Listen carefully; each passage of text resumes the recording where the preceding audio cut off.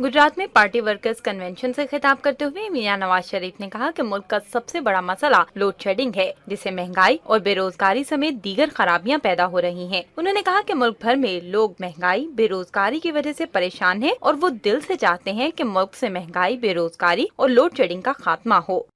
आज का सबसे बड़ा मसला इस मुल्क का लोड शेडिंग और एनर्जी है।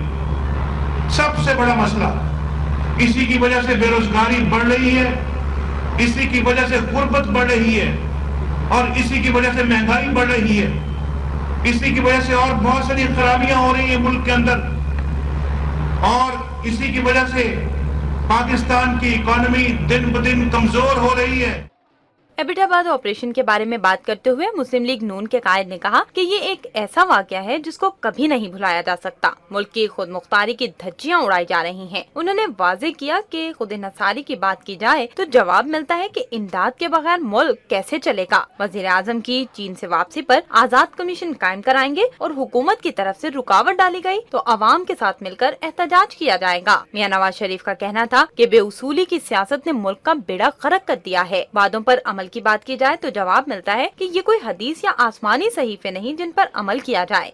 हम किसी से भीख नहीं मांगेंगे, खैरात नहीं मांगेंगे, अपनी इज्जत को दांव पे नहीं लगाएंगे, अपनी गैरत का सौदा नहीं करेंगे, अपनी खुद मुख्तारी पे किसी को हमला नहीं करने देंगे।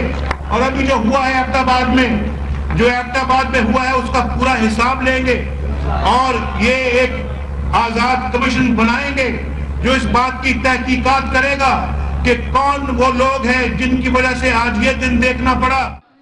साबिक वज़ीर आज़म का कहना था कि हमारे दौर में पाकिस्तानी करेंसी भारत से मजबूत थी और हम उससे दुगनी रफ्तार से तरक्की कर रहे थे, मगर आज गलत पॉलिसियों की वजह से हम बहुत पीछे रह गए हैं। उन्होंने इस मौका पर नौजवानों से मुल्क को दोबारा तरक्की की राह पर लाने की अपील की।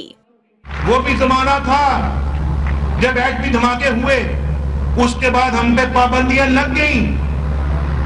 मैं वजीर आजम था और मुझे भी 5 अरब डॉलर की पेशकश की गई थी। हमने उस पेशकश को ठुकरा दिया। हमने कहा हमारी इज्जत तौकीर से ज्यादा कोई और कीमती चीज नहीं है।